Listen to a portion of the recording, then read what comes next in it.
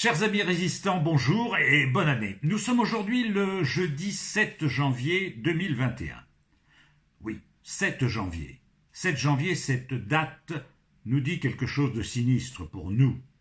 Il y a 6 ans aujourd'hui, mes amis de Charlie Hebdo, 12 hommes et femmes étaient assassinés à Paris par des islamo-fascistes.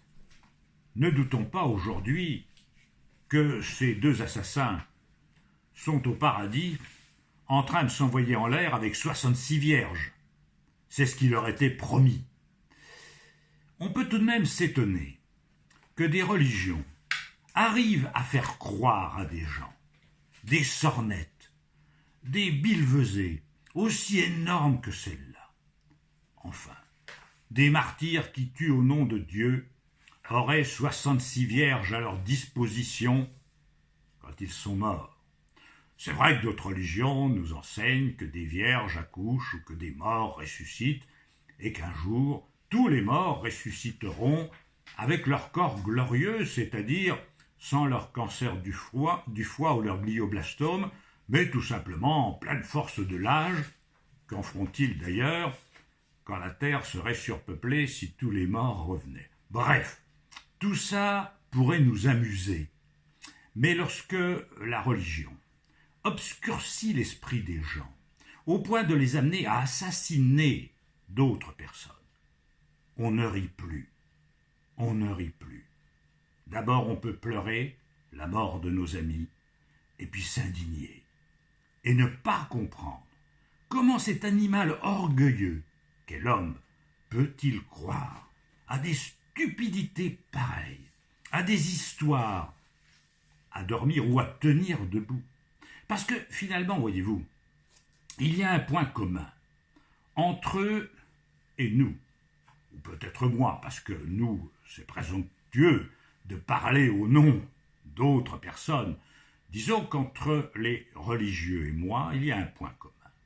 C'est le refus de la mort. Parce qu'il y a bien longtemps que les religions ont aboli la mort. Que promettent-elles? La vie éternelle. Pas moins. La mort n'existe pas. Ce n'est qu'un passage. Le problème, c'est qu'il faut y croire. C'est ça le problème. Alors moi, je préfère évidemment trouver d'autres solutions pour parler, sinon de la vie éternelle, du moins d'une vie prolongée, le plus possible, dans de bonnes conditions possibles, pour permettre aux hommes d'être sans cesse plus heureux et plus à l'abri de la souffrance, de la maladie, de la déchéance, de la vieillesse, qui est un naufrage. Comment? Sinon, par les 66 vierges promises par Allah à ceux qui auront bien trucidé les infidèles, tout simplement en soignant nos télomères, qui c'est le prolongement de nos chromosomes, pour nous permettre de vivre plus longtemps, tout en supprimant par sénolyse les mauvaises cellules. Tout ça, les biologistes m'ont compris, et c'est par cette voie-là, et non par d'autres, que l'on pourra peut-être progresser. Bien, j'en arrive à d'autres considérations. La France, aujourd'hui, compterait 66 733 000, c'est précis, habitants. Alors évidemment, certains conformistes trouvent que c'est pas assez, qu'il faut continuer à croître sans cesse. Et ils déplorent que 15 départements français connaissent une diminution démographique. Eh bien, moi, je félicite le Cher, les Vosges, la Creuse et la Dordogne qui ont bénéficié d'une diminution de leur population. Parce que, voyez-vous, je suis un tenant de la croissance, mais de la croissance qualitative et pas quantitative. C'est pas du toujours plus qu'il faut, c'est du toujours mieux. Pas besoin de plus d'habitants, mais des habitants plus heureux, plus prospères. Je ne prône nullement une décroissance ascétique, mortifère, sadomaso, mais au contraire, une croissance du bien-être, de l'épanouissement du bonheur, et non une croissance démographique, infinie dans un monde fini. Combien veulent-ils? 80 millions, 100 millions, 200 millions d'habitants en France? Quand ils en auront 100 millions, ils en voudront 120. Il faut bien des jeunes pour payer la retraite des vieux. Et quand ces jeunes seront devenus vieux, il faudra encore plus de jeunes pour payer la retraite des vieux. Non, ces gens-là ont une logique qui ne l'est pas. Moi, je dis qu'il faut stabiliser la population, voire ne pas la multiplier à l'infini, pour permettre à toutes les formes de vie de prospérer dans l'espace limité qui est le nôtre. Alors comment limiter la population? Surtout pas par la mort, que je condamnais tout à l'heure au même titre que les religions, qui eux promettent la vie éternelle. Moi, je veux la vie durable.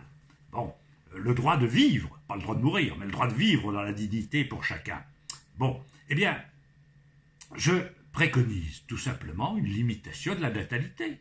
C'est-à-dire qu'il faut que les gens meurent moins, mais peut-être aussi qu'ils se reproduisent moins pour se reproduire mieux, avec des enfants plus heureux, des enfants auxquels on puisse consacrer plus de temps, plus d'énergie, plus de moyens, pour leur permettre de s'épanouir dans de bonnes conditions. Voilà. Bon, ça c'est sur le plan démographique. Alors, je voudrais d'ailleurs à ce sujet continuer à observer ce qui se passe. Alors à nouveau, vous êtes confronté à la pandémie, et c'est pas fini, vous savez, parce que, je vous l'avais expliqué depuis déjà plusieurs mois, la particularité des virus, c'est de muter. Pourquoi? Parce qu'ils se reproduisent très vite. Hein. Nous, on se régénère en 20 ans ou 30 ans. Il faut 20 ans ou 30 ans pour faire une génération. Les virus, il faut une journée. Hein. Et en une journée, ils se reproduisent par milliards. Donc il y a des erreurs de copie dans les copies des 30 000 nucléotides que constitue le virus ARN du SARS-CoV-2. Il y a des erreurs de copie quand il se reproduit. Donc il mute. Et il peut muter en devenant soit moins, soit plus virulent, soit plus contagieux, soit moins contagieux, dans un sens ou dans l'autre. Donc les virus mutent, c'est comme ça. Ce qui fait d'ailleurs qu'on est obligé tous les ans de réviser le vaccin de la grippe, parce que la grippe d'une année n'est pas le même virus. C'est des virus HN, les virus de la grippe, mais ce ne sont pas les mêmes d'une année sur l'autre, il y a des mutations.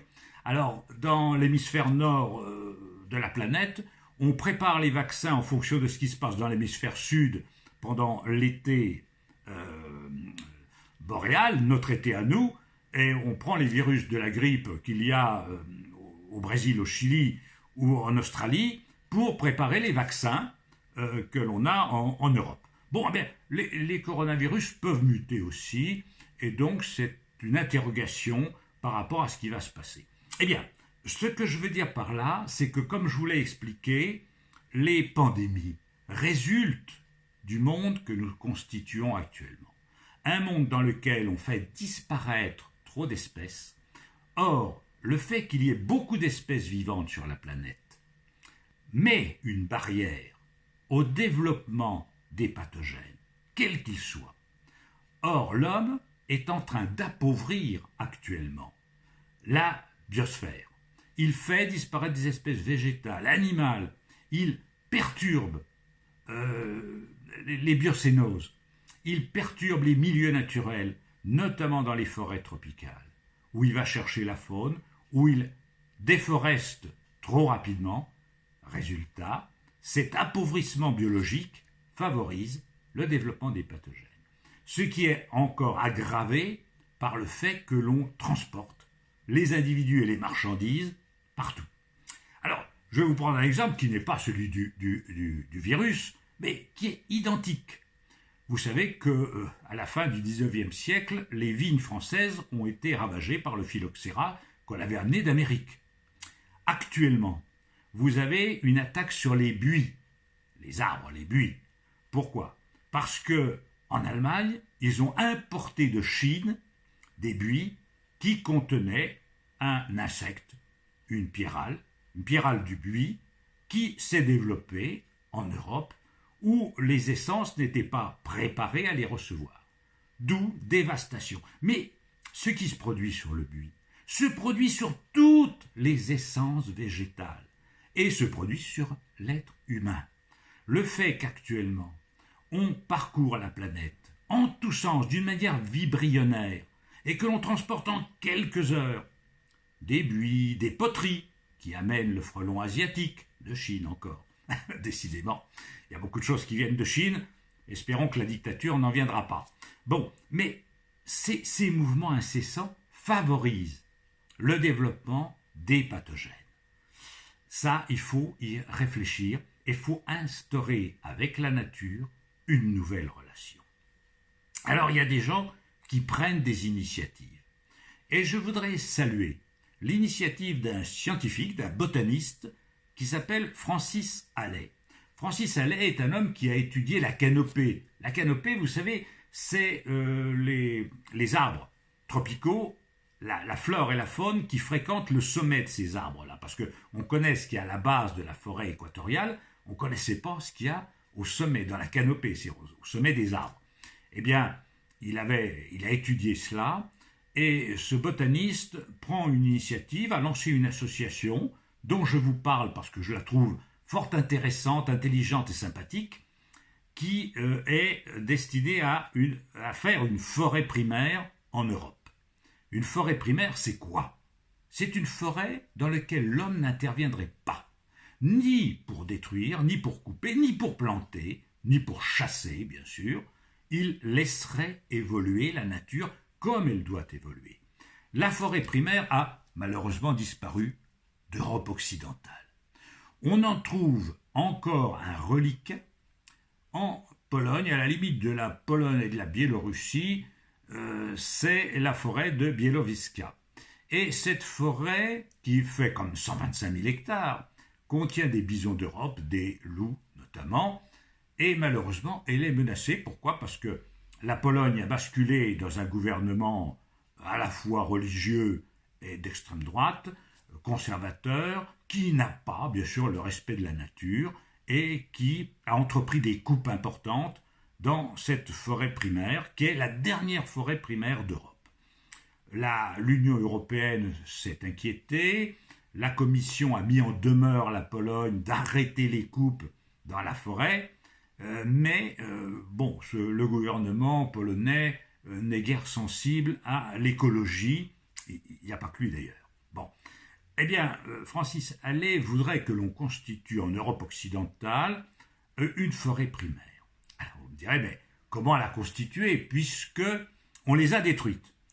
Pour constituer une vraie forêt primaire, il faut 800 ans. Bon. Dans 800 ans, M. Halley et nous ne serons plus là. Mais la forêt serait toujours là.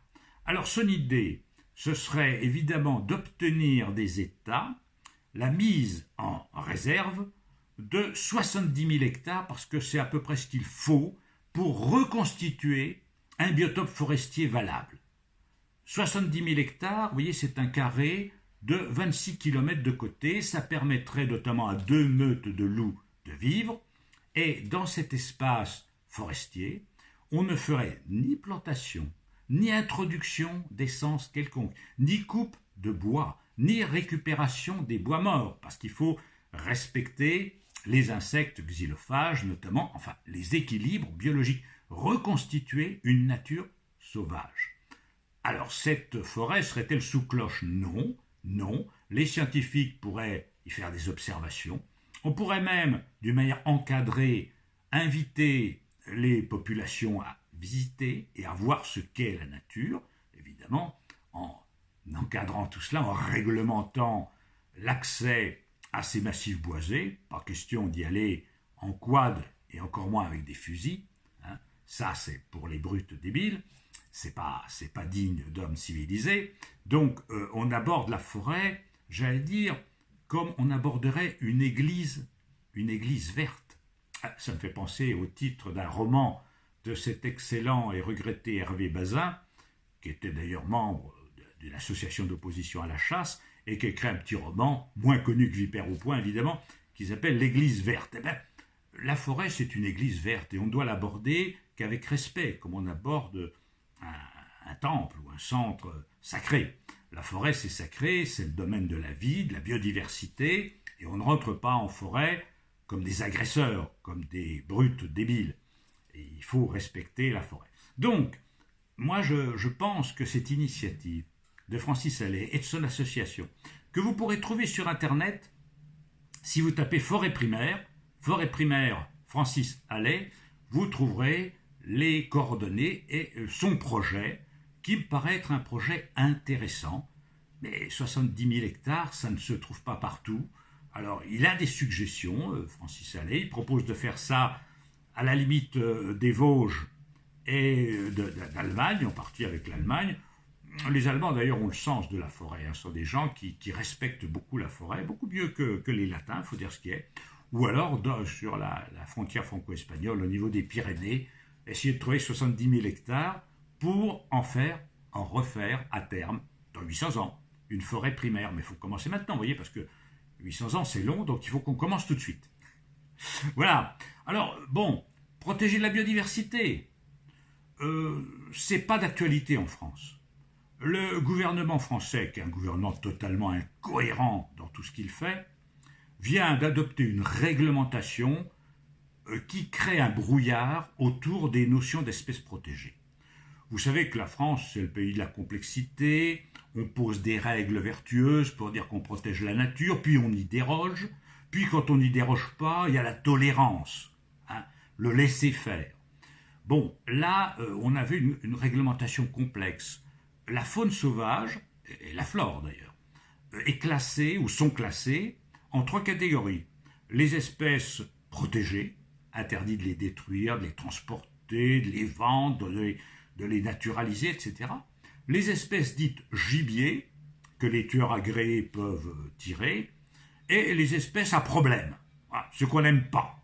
Bon, donc si vous voulez, il y avait ces trois catégories, eh bien figurez-vous que le gouvernement français, non content de cette complexité, y ajoute encore, tout simplement en permettant des dérogations régionales. C'est-à-dire qu'il y a une liste nationale auquel on ne peut pas toucher, et puis il y a des listes régionales qui pourront faire l'objet de dérogations. C'est honteux, tout simplement. Alors écoutez, Madame Anne Hidalgo, Monsieur Jean-Luc Mélenchon et Monsieur Yannick Jadot, soyons sérieux. Il faut bouter la mafia cynégétique hors du pouvoir. Pour cela, il faut changer les gouvernants. Alors mettez-vous d'accord, parce que sinon, ça continuera. Hein, que l'opposition cesse de jouer aux petits mégalos, aux petites ambitions personnelles, et que les gens se mettent d'accord pour changer la politique, et notamment changer la politique de protection de la nature. Il est urgent de mettre le respect de la vie à l'ordre du jour. Et ce gouvernement est un gouvernement nuisible, terme qui a disparu de la réglementation, mais qui s'appliquerait bien à sa politique écologique, qui est une politique déplorable. Mes amis, je vous donne rendez-vous, si vous le voulez bien, la semaine prochaine. Merci de diffuser nos petites chroniques. À bientôt.